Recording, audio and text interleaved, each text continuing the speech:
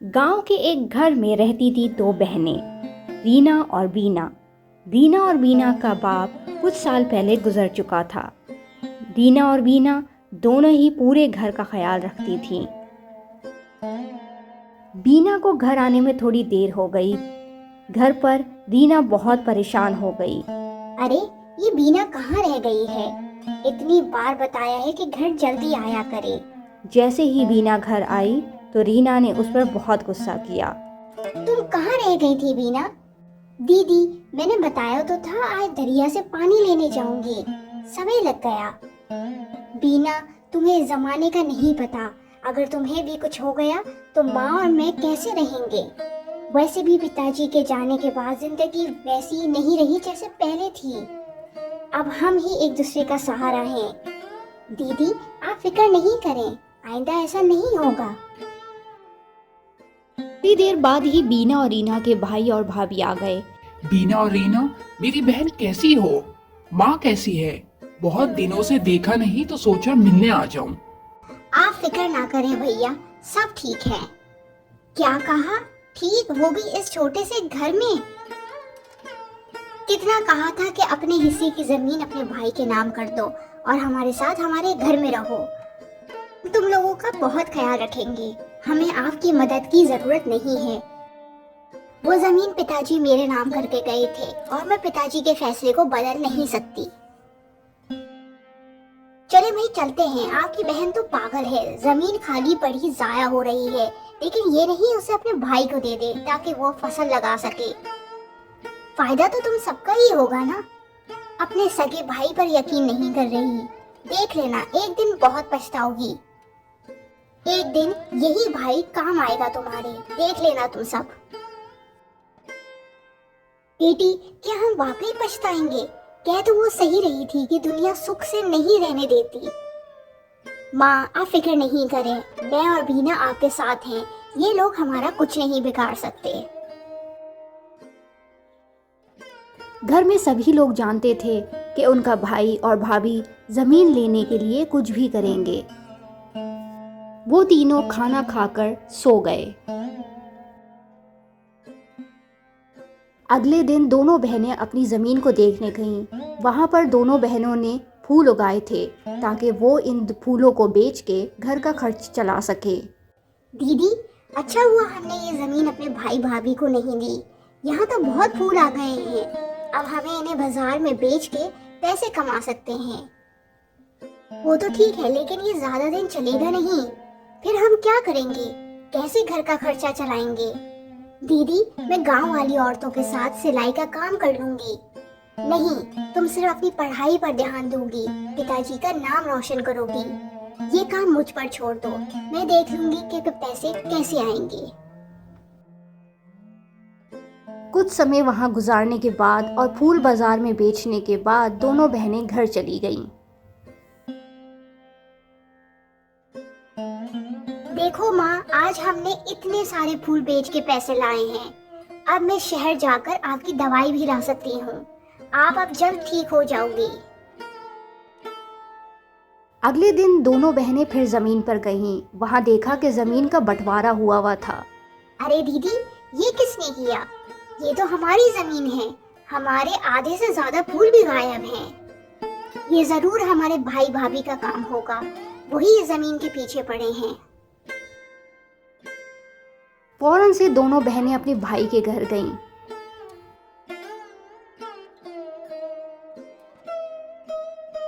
अरे, तुम दोनों यहाँ क्यों आई हो? हमें आपसे कोई बात नहीं करनी, हमें अपने भाई से बात करनी है। देखो लड़कियों, जो बात करनी है मुझसे ही करनी होगी।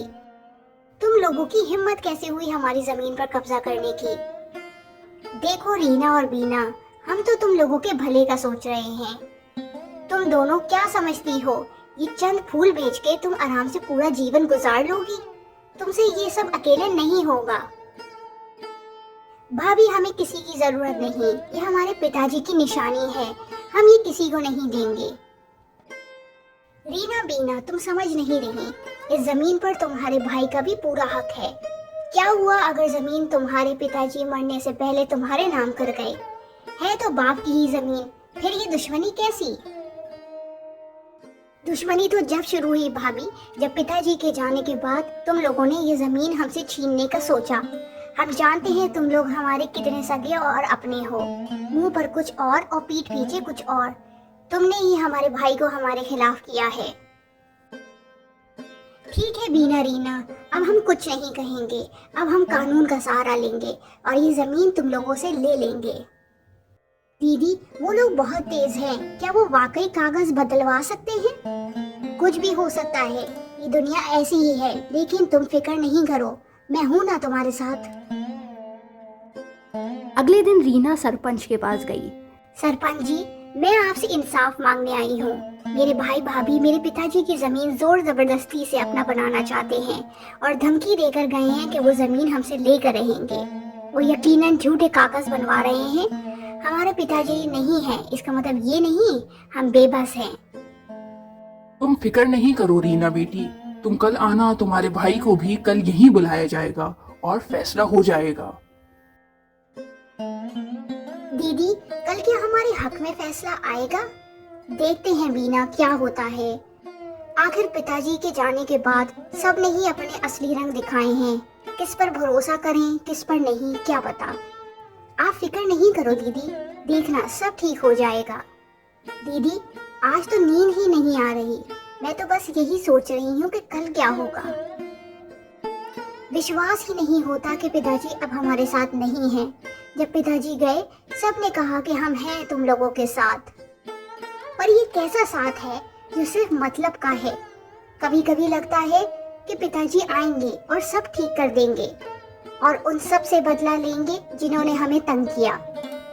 तुम फिक्र नहीं करो बीना, जब तक मैं जिंदा हूँ तुम्हें और माँ को कोई मसला नहीं होगा। अगर हमें अपने अधिकार के लिए लड़ना पड़ेगा तो हम लड़ेंगे।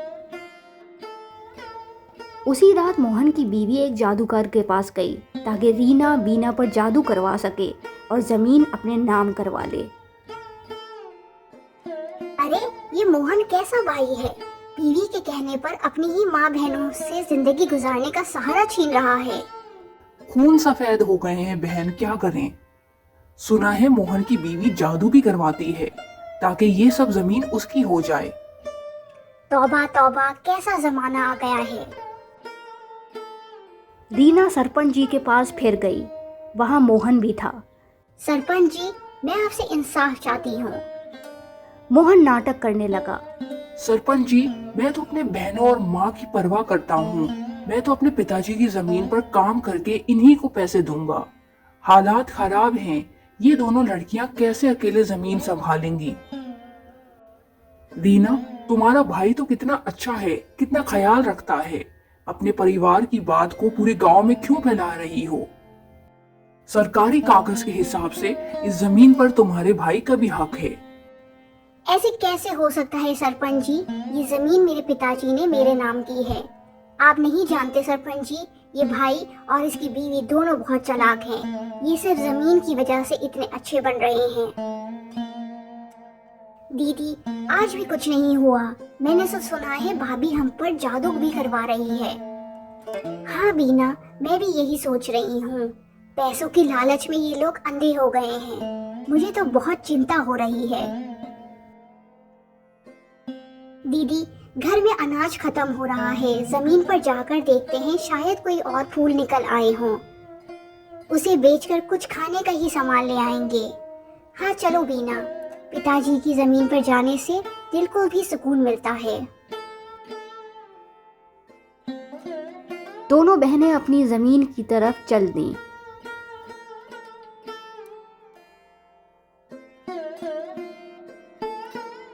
कहाँ जा रही हो तुम दोनों बहनें? हम अपने पिताजी की जमीन पर जा रहे हैं। अपने पिताजी की जमीन पर? देखना, बहुत जल्द तुम्हारे पिताजी की जमीन मेरी होगी। चुप करो तुम भाभी नहीं, एक डायन हो। तुम कभी भी हमसे हमारा हक नहीं ले सकती, चाहे जितने जादू कर लो। ये सुन के मोहन की बीवी को गुस्सा आ गया। तुम दोनों को ऐसा सबक सिखाऊंगी कि याद रखोगी। बहुत ऊपर मत उड़ो, कब मुंह के बल गिरोगी पता ही नहीं चलेगा। हमारे भाई को तो तुमने छीन लिया, अब ये जमीन नहीं लेने देंगे। चलें दीदी, घर चलते हैं, जमीन पर कल चले जाएंगे। दीदी, हमने इन लोगों का क्या बिगाड़ा है, क्यों हमारे पीछे पड़े हैं?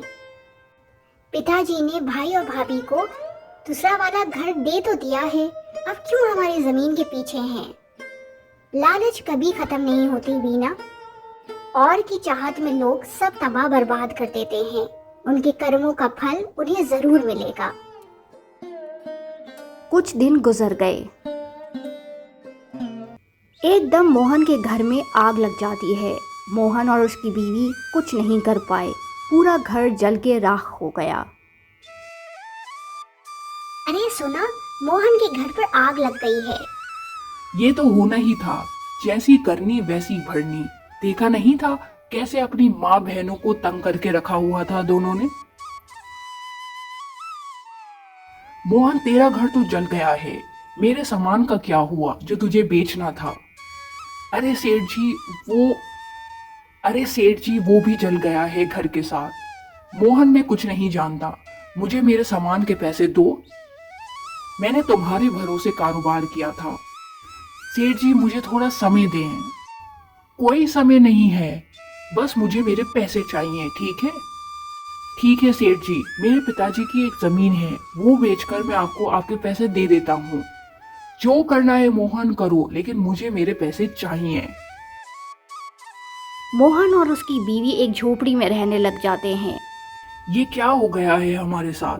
एकदम सब कुछ ही छिन गया है, हम तो बर्बाद हो गए हैं। कोई ना कोई रास्ता निकल आएगा। आप जिनके साथ कारोबार करते थे, उनसे मदद मांग के तो देखें। मदद? कैसी मदद? वो तो उल्टा मुझसे पैसे मांग रहा है अपने सामान की जो घर के साथ जल गया है। अरे ये क्या कह रहे हैं?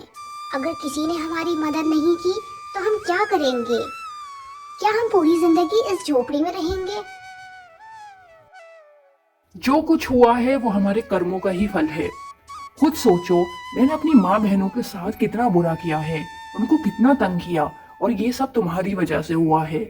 यहाँ तक तुम बाज नहीं आई तो लालच और दुश्मनी में जादू भी करने लगी। देखा अब हमारे साथ क्या हुआ है। अब हम घर कैसे चलाएंगे? पूरा गांव हमारे कर्मों की वजह से हमसे नाराज है।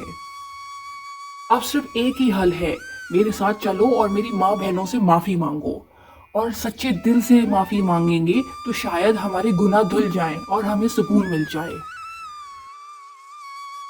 अब तुम लोग यहाँ क्यों आए हो? इतना हमें तंग किया काफी नहीं जो अब दोबारा आ गए हो? माँ, मुझे माफ कर दो। बीना, तुम भी हमें माफ कर दो। हमारा घर भी जल गया है, कारोबार भी खत्म हो गया है। ये सब हमारी ही लालच की वजह से हुआ है। हमें आप लोगों की मदद की जरूरत है। मदद? हम क्या मदद कर सकते हैं? हमें जमीन पर काम करने दिया जाए। वो जमीन रहेगी तो आप लोगों की, बस वहाँ काम करके घर चलाने दिया जाए मुझे। हम तुम लोगों की जरूर मदद करेंगे, क्योंकि पिताजी कहते थे कि माफ करने वाला ही अच्छे दिल का मालिक होता है। माँ, मैं बहुत शर्मिंदा हूँ और मैं पूरी उम्र आप लोगों का शुक्रगुजार रहूंगा। शिक्षापुर गांव में गर्मी और सूखे से सभी बहुत परेशान थे।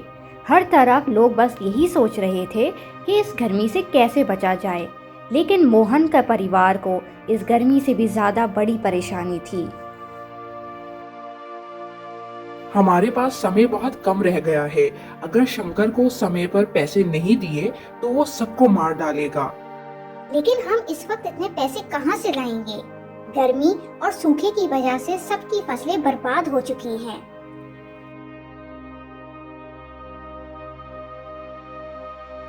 अगला दिन आया और शंकर अपने पैसे लेने मोहन के घर आ गया। बाहर निकल मोहन, आज मैं अपने पैसे लिए बिना नहीं जाऊंगा। अब हम क्या करेंगे? तुम घबराओ नहीं, मैं जाकर बात करता हूँ। अगर बात नहीं बनी तो तुम रिंकू को लेकर यहाँ से चली जाना। लेकिन बस बहस करने का समय नहीं है, जैसा कह रहा हूँ वैसे ही करना। शंकर भैया, मुझे थोड़े दिन और दे दें। मोहन ने कुछ और दिन मांगे पर शंकर नहीं माना। क्या कहा? थोड़े और दिन दे दूं? तुम्हें क्या पता नहीं है कि जो मुझसे उधार लेकर जाता है और उसे समय पे अदा नहीं करता तो मैं उसका क्या हशर करता हूँ। शंकर के आदमियों ने मोहन को इतना मारा कि वो उसी वक्त मर गया। जाओ देखो इसके घर पर और कौन कौन है। मोहन की बीवी ने जब ये सुना कि वो लोग घर की तरफ आ रहे हैं तो वो दूसरे दरवाजे से भाग गई। शंकर भैया घर पर तो कोई नहीं। ऐसे कैसे हो सकता है, जरूर इसकी बीवी भाग गई है, जाओ उसको ढूंढ कर लाओ। पूजा ने देखा कि शंकर के लोग उसके पीछे आ रहे हैं तो उसने रिंकू को एक नाव में डाल दिया ताकि रिंकू की जान बच सके। पूजा भागती भागती एक जगह रुकी क्योंकि वो बहुत थक गई थी। शंकर के आदमियों ने पूजा को देखा और उसे भी वहीं मार दिया। शंकर भैया, हमें मोहन की बीवी मिल गई थी और हमने उसका भी काम तमाम कर दिया है। पूरा गांव मोहन और उसके परिवार की मौत पे बहुत परेशान था, लेकिन वो लोग भी शंकर का कुछ नहीं कर सकते थे। मोहन और पूजा की लाश मिली और उसकी बेटी की क्यों नहीं मिली, ये बात तो मुझे भी समझ नहीं आ रही। शंकर भैया, मैं अभी अभी सुनकर आया हूँ कि मोहन की एक बेटी भी थी, लेकिन हमें तो वो कहीं नहीं मिली।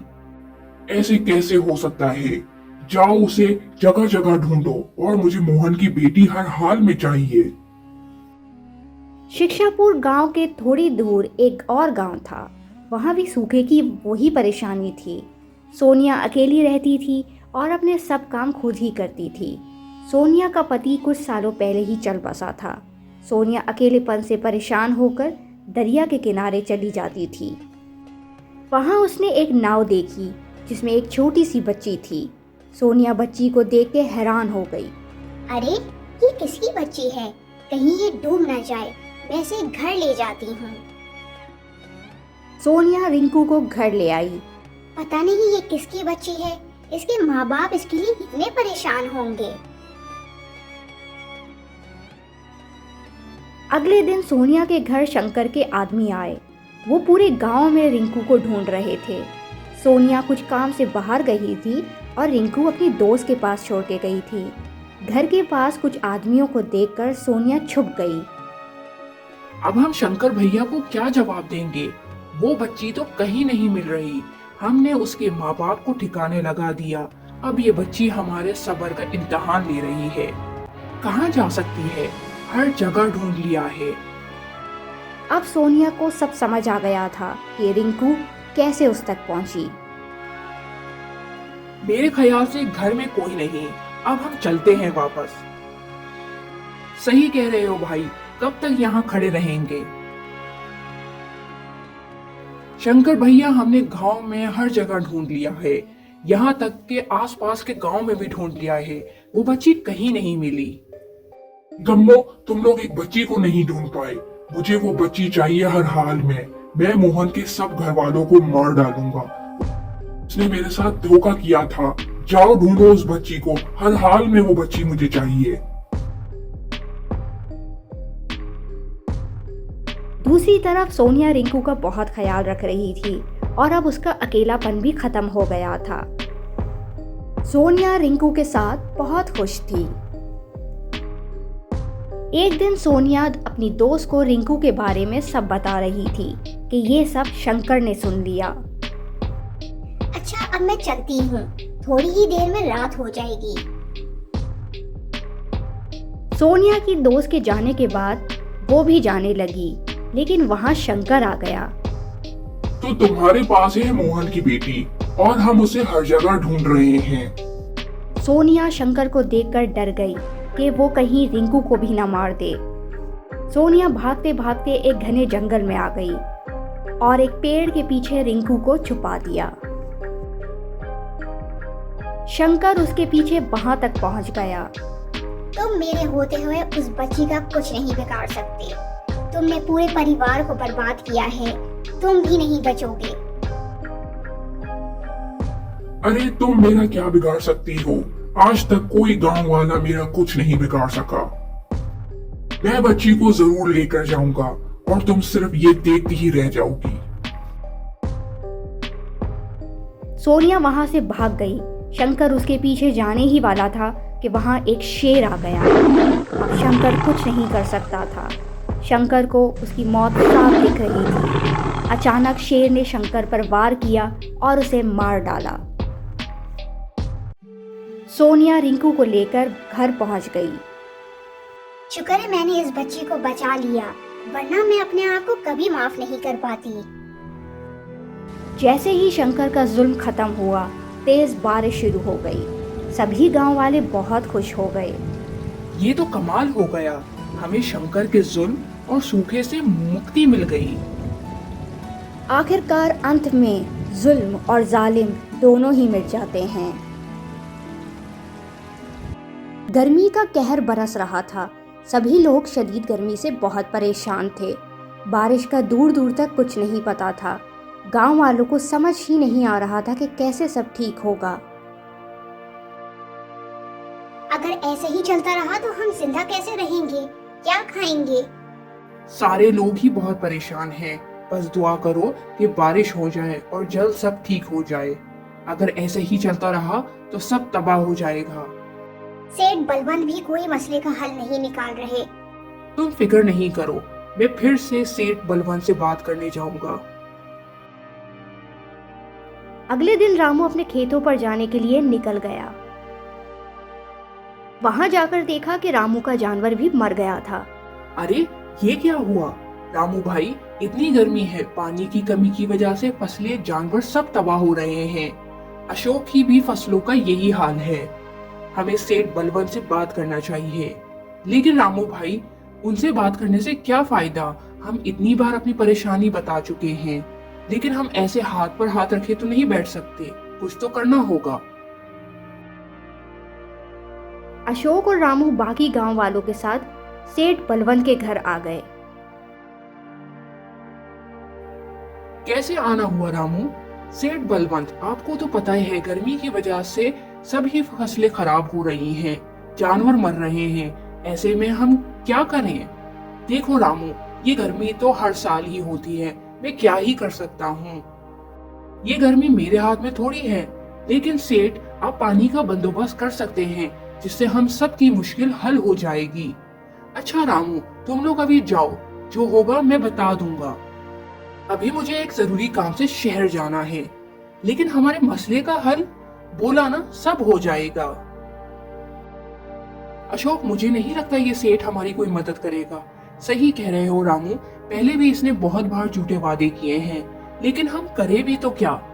क्यों ना हम पास वाले शहर चले जाएं, वहां राजा से बात करेंगे तो कोई ना कोई काम तो मिल ही जाएगा। ये अच्छा सोचा रामू, वहां 1 महीना काम करके महल से कुछ हीरे उठाकर बेच देंगे और फिर वापस गांव आ जाएंगे। ये कैसी बात कर रहे हो अशोक? मैं तुमसे ईमानदारी से काम करने को कह रहा हूँ और तुम इतनी मुश्किल में भी ये सब सोच रहे हो।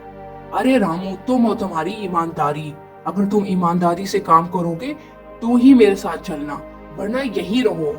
अरे रामू, मैं ऐसे ही कह रहा था, हम कल ही चलते हैं। क्या हुआ, हो गई सेठ बलवंत से बात? हाँ हुई, पर कोई फायदा नहीं। सेठ हमेशा की तरह झूठे वादे कर रहे हैं, वो कोई मसला हल नहीं करेंगे। मैंने और अशोक ने सोचा है कि हम पास वाले शहर जाकर काम करें, फिर तुम लोग भी वहां आ जाना, क्योंकि इस गांव के हालात ऐसे ही रहेंगे।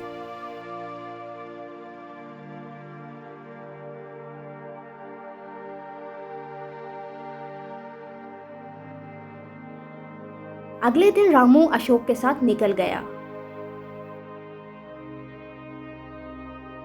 दोनों ट्रेन स्टेशन पर पहुंच गए और अपनी ट्रेन का इंतजार करने लगे। अरे रामू, कहाँ जा रहे हो? शहर जा रहे हैं। अब हम वहीं कमाएंगे, क्योंकि हमारे गांव का सेठ हमारी कोई मदद नहीं कर रहा। रामू, तुम सबको यही कह रहे हो कि हम वापस नहीं आएंगे। भला ये कैसी बात हुई? ये हमारा घर, जो कमाएंगे यही तो लाएंगे। अशोक, तुम मेरी बात कभी नहीं समझ सकते। अशोक ने सोचा, ये रामू तो बेवकूफ है, पूरी जिंदगी महल में गुलामी करेगा। मैं तो मौका देखते ही हीरे लूंगा और गांव वापस आ जाऊंगा। रामू, कितना समय लगेगा? और मैं तो थक गया हूँ। बस कुछ ही देर में हम शहर पहुंच जाएंगे। रामू, रात हो गई हमें यहाँ आते आते। अब इतनी रात को सवारी कैसे मिलेगी? मैं भी तुम्हारी तरह पहली बार ही आया हूँ यहाँ। चलो स्टेशन से निकलकर देखते हैं। हमसे गलती हो गई जो हम देर से निकले। देखो रात हो गई, कितनी देर से अनजान शहर में अकेले खड़े हैं। एक भी सवारी नहीं और बारिश भी तेज हो रही है। मैं तो यहाँ महल से हीरे लेने आया था, तुम्हारी वजह से कहाँ फंस गया हूँ। अशोक, तुम अभी भी चोरी का सोच रहे हो? यहाँ हम ईमानदारी से पैसे कमाने आए हैं। देखो वहाँ एक ढाबा है, वहाँ चलते हैं।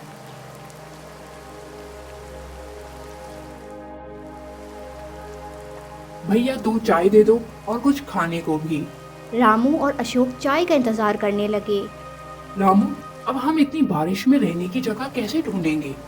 फिक्र मत करो अशोक, मैं कुछ करता हूँ। इतने में एक राजकुमारी वहां आई। अरे आप लोग कौन हैं? इस शहर में नए लग रहे हैं। जी, हम द्रक्षापुर गांव से आए हैं।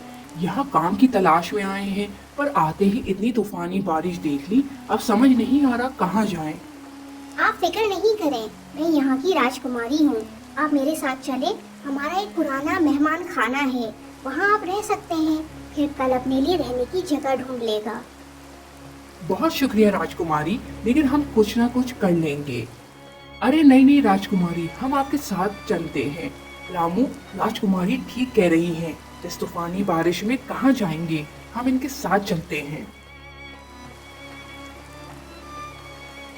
राजकुमारी के साथ रामू और अशोक पुराने मेहमान खाने में आ गए।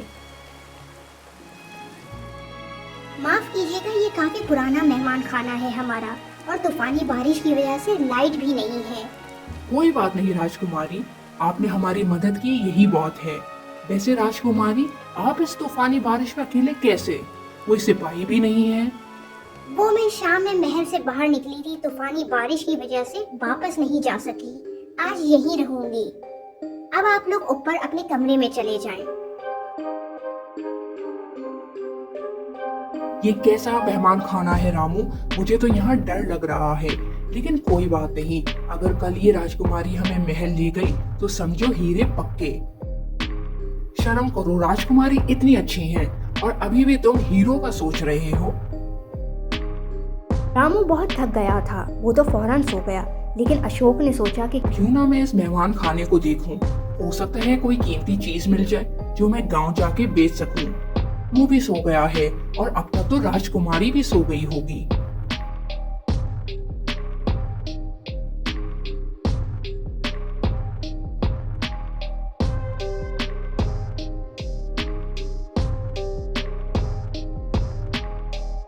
तौबा, कितना खौफनाक है ये मेहमान खाना, जैसे कोई भूत हो यहाँ। अशोक अचानक एक कमरे में बंद हो गया। अरे ये क्या, ये दरवाजा कैसे बंद हो गया? अब मैं क्या करूँगा? खोलो दरवाजा रामू। राजकुमारी, है कोई मदद के लिए?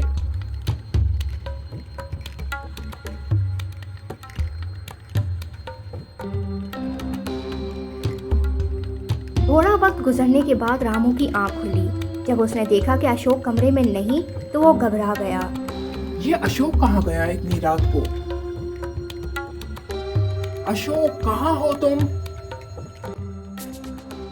रामू अशोक को ढूंढता ढूंढता बाहर आ गया। राजकुमारी भी कहीं नहीं दिख रही। कहाँ ढूंढूं अब? शुक्र है बारिश तो थम गई है। अशोक तो कहीं नहीं मिल रहा। कहीं वो वापस गांव तो नहीं चला गया? नहीं नहीं, ऐसे कैसे मुझे बिना बताए जा सकता है? तो सुबह हो गई है, अशोक को मैं अब तक नहीं ढूंढ पाया। अरे कुछ लोग खड़े हैं, इनसे पूछ लेता हूँ। भाई मेरी बात सुनो, मेरा एक दोस्त है अशोक, गांव से आया है। किसी गांव वाले लड़के को यहाँ आसपास देखा है? कल रात हम राजा के मेहमान खाने में थे, राजकुमारी लेकर गई थी। कौन राजकुमारी? यहाँ की राजकुमारी नीलूफर। वो हमें वहां लेकर गई थी क्योंकि कल तेज बारिश हो रही थी। भैया तुम हमारे साथ महल चलो, ये सब राजा को बताना बहुत जरूरी है। ये गांव से आए हैं, इन्हें राजा से मिलना है, बहुत अहम काम है। यहीं रुको, राजा के हुक्म पर चले जाना अंदर। वो आखिरकार राजा से मिलने आ गया। रामू ने राजा को सब बताया कि कल रात से अब तक उसके और उसके दोस्त अशोक के साथ क्या हुआ। राजा ये सब सुनकर हैरान रह गया। तुम्हारी सब बातें मैंने सुन ली, लेकिन राजकुमारी नीलोफर बहुत साल पहले इस दुनिया से जा चुकी है। ये सुनकर रामू हैरान और परेशान हो गया। ये कैसे हो सकता है? कल वो हमारे साथ थी। नहीं रामू, यहाँ सब जानते हैं कि राजकुमारी बहुत साल पहले एक महल के गद्दार को पकड़ते हुए जान गंवा बैठी। लेकिन अब मैं अपने दोस्त को कैसे ढूंढूंगा? यही वो जगह है रामू जहाँ से उस महल के गद्दार ने राजकुमारी को धक्का दिया था। फिर गद्दार कहाँ गया? महल के मुहाफिजों ने उसे पकड़ लिया था और अब वो जिंदान में है। जहाँ तक तुम्हारे दोस्त की बात है, तुम्हें उस मेहमान खाने में फिर जाना होगा और वहां जाकर बोलना होगा कि राजा ने अशोक को आजाद करने का हुक्म दिया है। राजकुमारी मेरी बात कभी रद्द नहीं करती। तुम चले जाओगे ना? मुझे ये करना ही होगा अपने दोस्त के लिए। फिक्र नहीं कर रहे राजा साहब, मैं ये काम जरूर करूंगा अपने दोस्त के लिए। रामू आखिरकार वहां दोबारा पहुंच गया।